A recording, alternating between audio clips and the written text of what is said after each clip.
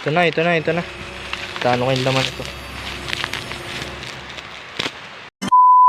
Biglang may tumawag sa akin, guys. Hindi ko alam kung sino. Sabi niya, order ko daw.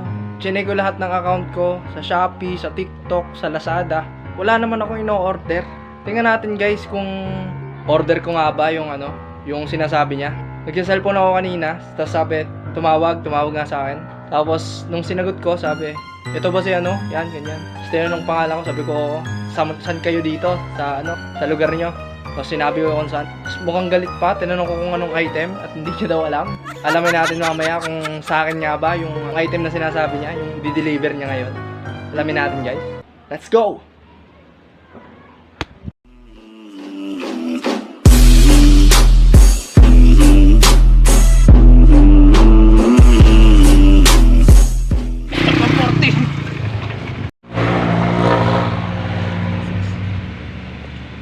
Flash Express. Sige, bossing, thank you. At yun nga, guys, napilitan ako na kunin yung item kasi syempre rider lang naman siya, kaya kinuha ko na yung item dahil taga-deliver lang naman yung tao. Pero iniisip ko pa rin talaga kung saan ako umorder o nag-bug lang ang cellphone ko kasi wala naman ako in-order. Guys. Kaya yun, tinanggap ko pa rin yung item kasi nga nagdi-deliver lang naman yung tao. So eto nga, dito na ako sa bahay. Kaya i-check ko muna kung ano yung laman ng parcel natin. I-check natin kung ano yung aksidenteng na order. Pero wala naman talaga ako na-order. Sige, tingnan natin, guys, kung anong laman yung parcel. Binayaran ko nga pala 140.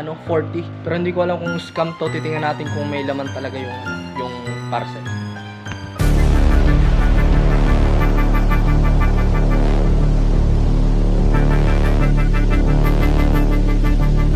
Ngayon, guys, ay malalaman na natin kung scam nga ba yung dumating na parcel kasi wala naman talaga. Promise. Wala talaga ako in-order. Tingnan na natin kung may laman ba yung parcel.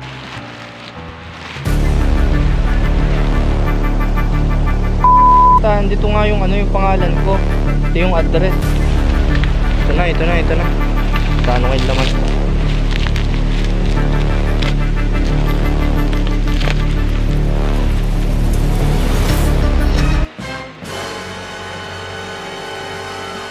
Sexy man parfum. Chinese na naman to ah. Oh, ito nyo. Sexy man parfum Paris. Nabuksan na natin yung parcel at ito yung laman. Sexy man parfum na mukhang Chinese product. Sinasabi ko nga sa inyo kanina, wala talaga ako in-order. Tapos ganito yung dumating, parang kinopya lang yung sa Sexy Men's na perfume.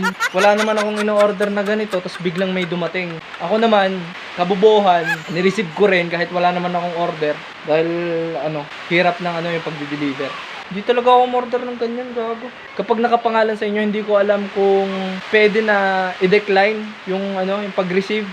Pero nakapangalan talaga yung nakapangalan talaga yung andun talaga yung pangalan ko, andun din talaga yung address ko. So yun lang, guys. So yun lang para sa video na to. Ngayon lang to nangyari sa akin, promise, na bigla may tumawag sa akin tapos may order daw ako kahit wala naman ako ino-order. Yun lang para sa video. Yun lang, guys, para sa video na to. Bugug. One eternity later. Kaya pala naman may dumating na order ay dahil umorder pala yung chewing ko ng pabango. Dahil dati, umorder ako dun sa account niya. Yung address, nakapangalan sa akin. Tapos andun din yung number ko. Kaya pala may dumating. Siya pala yung umorder. Tapos yung address din niya napalitan. Sa akin nakapangalan. Kaya yun, the mystery is solved. Pagbibintangan ko pa sana ang rider na scammer. Dahil to. Pero ngayon, the mystery is solved. Galit na galit pa ako. Galit pa ako. Kala ko scammer. Pero yung pabango pala, okay naman yung pabango. Ginagamit ko nga Sa totoo lang, ginagamit ko yung pabango. At saka kapatid ko, ginagamit namin yung yung pabango. Okay rin naman siya. So, yun lang. Bye. Bye mga kanguso.